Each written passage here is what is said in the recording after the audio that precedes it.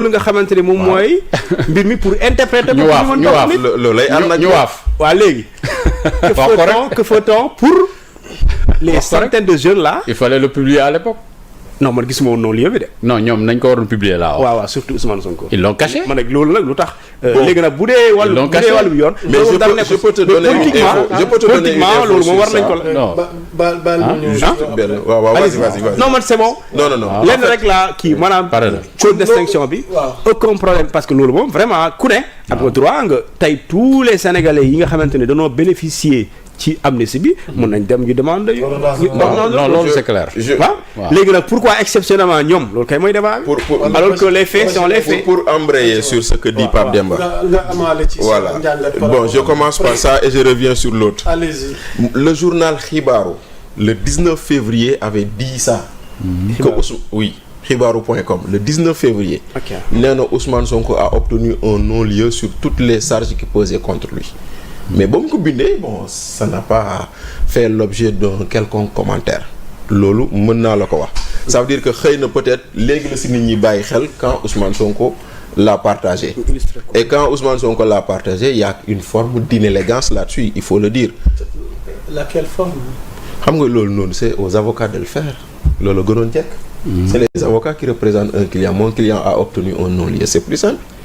léegi nag maa ngi ko doon wax démb di supposer waat des questions en disant que Ousmane Sonko était poursuivi dans des procédures où l'État était partie civile. Et quand l'État est partie civile dans un dossier il y a une obligation de communication d'information entre les différentes parties au procès mooy maanaam Pape Demba man ak Bachir ñoo am problème Pape Demba ak Bachir. Thiombane est partie civile lu xew sama diggante ak Pape Demba tu dois le savoir. Communication de pièces. Merci beaucoup. Donc la question que je pose et que je repose, ceux qui étaient les avocats de l'État et qui défendaient les intérêts de l'État dans ce dossier, ont-ils été informés? C'est une question. Mais les anciens, ceux-là, c'est des anciens avocats de l'État. Non, mais avocats. Est-ce que il faut poser la question, est-ce que l'agent judiciaire de l'État actuel est au courant? Mais moi, parce que l'agent judiciaire. Lorsqu'on doit communiquer les pièces, et non, mais l'État, c'est une continuité. Pas les anciens avocats. Non, l'État, c'est une continuité. Tu sais où je veux. Les nouveaux avocats, Pape Demba, l'agent judiciaire de l'État, moom la ay avocat di assister.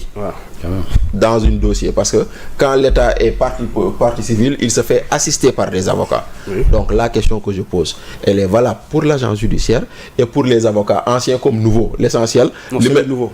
Non ancien comme nouveau lay pas ancien. Non yaa ma xamal wax ancien avocat kon tu supposes que dafa am nouveau man dama ne les avocats qui étaient dans ce dossier ont-ils été informés qu'il y a un acte allant dans ce sens? C'est une question que je pose. Voilà.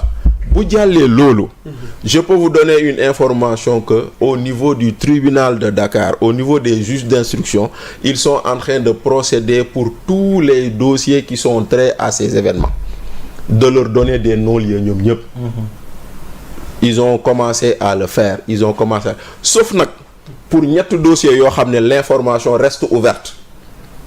Quel dossier? Didier Badji, Fulbert Sambou, l'assassinat ou l'attentat de Yaraax et le meurtre qui s'est passé à Médina. D'après mes informations, les dossiers restent ouverts.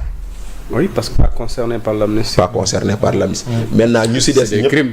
Voilà, c'est des crimes. Tout à l'heure. Voilà, comme on a dit. Mais est-ce qu'il se rapporte? Maintenant, après le débat va savoir est-ce qu'il se rapporte ou non. Mais c'est pour dire que. Merci pour cette information. C'est pour dire que les procédures, on est en train de les éteindre conformément à la loi. Parce que c'est la loi qui oblige l'extinction des procédures en cas d'amnistie. C'est la loi. Parce que les causes pour lesquelles une procédure est éteinte, amnistie, c'est le bok. Donc ce que Ousmane Sonko a obtenu, que Diomaye a obtenu, et que peut-être le millier de personnes qui étaient concernées vont obtenir, c'est tout à fait normal et légal. Il n'y a aucun problème là-dessus. C'est prévu par les textes. Maintenant, tu vas juste t'interroger pourquoi aujourd'hui on le sort maintenant et pas avant. Muy ben, bu jallé lolu amul problème. Maintenant, pour en revenir au deuxième point ou le premier point de truc moi la loi d'amnistie. Non, c'est parce que je voulais continuer mais on comprend. Dans la logique, suite de Pape Demba. Logique Ouais. Moi je suis à l'aise et je pense que Amadou aussi est très à l'aise. Ah, les autres ne sont pas à l'aise. C'est-à-dire, nous avons été de ceux qui avaient dit, vous voulez interpréter là où il n'y avait pas besoin. dañ leen ko waxati ko. Faut tegoon loolu Bachir pour ñu dikkaat ci. ñu dikkaat ci.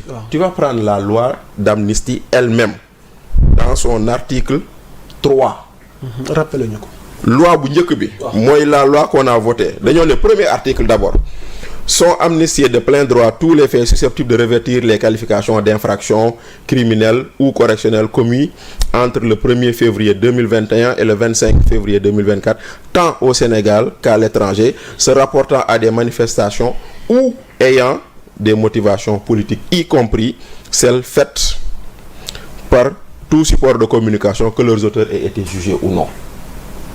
Le ou là, ou ayant une motivation politique, ça couvrait tout le monde, je pense. loolu ngay njëkk a gis nga jógee ko foofu noonu ñu ñëw ñu ne la 2 article 2 l'amnistie sans qu'elle ne puisse jamais donner lieu à la restitution de la remise totale des peines principales, accessoires ou complémentaires, ainsi que la disparition de toutes les déchéances, exclusion, incapacité, privation de droit, etc. Et article 3 mooy l'amnistie ne préjudicie pas du droit des tiers. Ouais. Cela veut dire quoi? mooy li ñuy wax ni rek tiers bu nekk. Non. Cela veut dire On va saisir la justice. Maintenant c'est-à-dire que quand Pape Demba dit Sénégalais dañ leen waxoon ni mais non ça a été clairement dit si amnistie bi même monsieur Thiombane bu ñu yàqoon boutigam bu jàppee ni moom dañoo yàq boutigam mën na saisir justice. L'amnistie ne l'empêche pas. Non, ça c'est pour les dommages.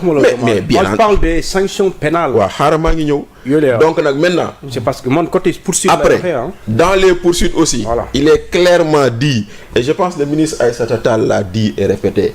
Que les ñoom dañu leen wax crime de sang Aïssata ne leen crime de sang ça n'existe pas crime moo am. Les crimes ne sont pas couverts. defe naa loolu la Aïssata waxoon. Je crois bien. Donc c'est quoi le sens donc d'infraction criminelle? Voilà. Maintenant, aujourd'hui... L'infraction criminelle, moi, crime? Aujourd'hui, oui, mais une infraction criminelle peut être prescrite dans le temps.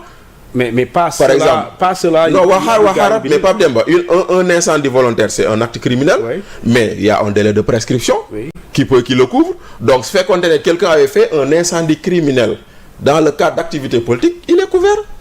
Donc, beaucoup là qui il a pris Bachir, Dorko, torturé ko. Wala rey ko volontairement. Donc cette différenciation là je pense que les juges savent le faire quand même. Donc problème bi pour man à ce niveau moo tax maintenant on disait on n'avait pas besoin d'interpréter parce que la loi était claire.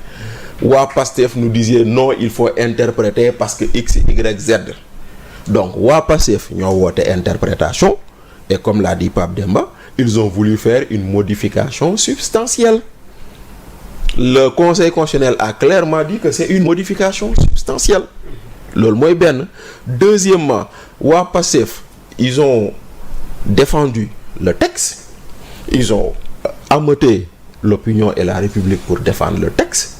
On a même vu le président de la République toog di défendre loi bi dans sa dernière intervention devant les médias. Yàkkamti naa loi bi egsi ba ma promulgué ko. Donc si c'était une initiative de Amadou Ba, c'était finalement devenu une affaire de tout un parti, de toute une organisation. Parce que le groupe l'a défendu, le groupe l'a porté, le groupe s'est attaqué à tous les détracteurs de ce projet de loi. Le président en a parlé, et la preuve, quand le texte a été amené au Conseil constitutionnel, mais qui a répondu pour justifier de la constitutionnalité de la loi? C'est le président de l'Assemblée nationale et l'agent judiciaire de l'État. Dans le considérant, tu vois que c'est l'agent judiciaire qui défend que la loi est constitutionnelle.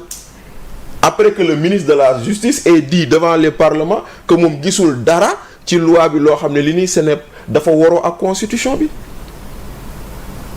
Donc tey jii boo xoolee loolu yëpp ku mu neex na jubilé nga daanu mel ni yaa daan am na fi ndaxte gis nañ ko fi diggante Baboy ak Yékini ñu yenn ko ba ci kaw ne ko mbàpp ci suuf Baboy dem Pikine di yuuxu di jubilé mu mel waaw mu ngi noonu. Donc Sénégal football nañ fi coupe du monde 2002 ñu dem quart de finale gars yi bàccu ñu éliminé ñu toog ci dëkk bi di yuuxu donc nga daanu mel ni yaa daan garawul. Mais jàppal ni kii porter loi bi kii défendre loi bi ba mu demee ba ci conseil constitutionnel dañ ko ne la nga indi c'est pas conforme avec la constitution. Maintenant nag loolu mooy le fait. Après qu'est-ce qu'on doit faire après? Deux choses. Ou Pastef prend ses responsabilités complètement, c'est-à-dire que loi bi la ñu war a effacer sur notre arsenal juridique, ñu dellu dans une situation antérieure avant son adoption pour savoir ñi ñuy topp lan lañ leen di toppee, ou bien on se contente de cette loi. Parce que quand même, quoi qu'on puisse dire, cette loi fait partie du protocole de Rebeuss, de Cap Manuel. Ah bon? Ah oui, ah bien sûr. Cette loi fait partie du protocole de Cap Manuel. Lan mooy idéal. Non, man de très franchement, j'aurais aimé, très franchement, j'aurais aimé avoir la vérité avant le pardon. Moi, j'aurais souhaité qu'on me dise, ñun fi tuumal topp leen ndax ñoo def wala def, parce que dama ci am mbokk wax naa ko waxati ko. J'ai eu mon neveu qui a fait presque 1 an de prison. ñu koy toppee yii tuuma yu ñu teg ci kaw Ousmane Sonko, j'ai envie de savoir ndax dëgg la am du dëgg. ak keneen noonu. Des personnes sont mortes ici, on a envie de savoir lan moo leen rey. Des biens ont été saccagés, on a envie de savoir est-ce que c'est des actes spontanés, sporadiques ou c'est des actes organisés. ak leneen, mais malheureusement aujourd'hui, voilà, j'ai comme l'impression que cette proposition de loi interprétative, c'était une manœuvre pour Pastef, pour dire à ses militants, ah, nous on a essayé, c'est le Conseil constitutionnel qui ne veut pas, donc nous, l'honneur est sauf. Mais alors que ça ne doit pas se passer comme ça. Amadou Diouf, sur la même question. Oui, en fait, xam nga mbir bi yàgg nañ ko fi teg donc sur la table, une loi interprétative ou loi